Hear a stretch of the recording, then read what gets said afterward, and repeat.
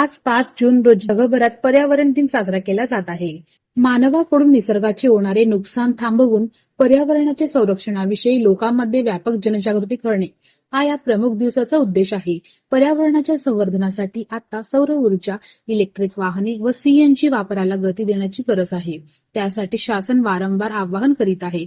पृथ्वीचे वाढते तापमान कमी करण्यासाठी वृक्ष लागवड आणि पारंपरिक ऊर्जा स्त्रोताला चालना देण्याची गरज जागतिक आरोग्य संघटनेने व्यक्त केली आहे. 1972 मध्ये संयुक्त राष्ट्र संघटनेने स्टॉकहोम येथे आयोजित केलेल्या पहिल्या मानवी पर्यावरण परिषदेत या दिवसाची स्थापना झाली.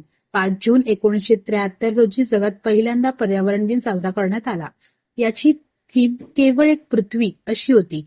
संयुक्त राष्ट्र पर्यावरण कार्यक्रमाद्वारे या मोहिमेचे दरवर्षी नेतृत्व करते. पर्यावरण संवर्धनासाठी विविध उपाययोजना करणे, त्याविषयी लोकांना जागृत करणे, लोकांचा सहभाग वाढविणे हा यामागचा उद्देश आहे. त्यामुळे आज जागतिक पर्यावरण दिन साजरा करण्यात येतो.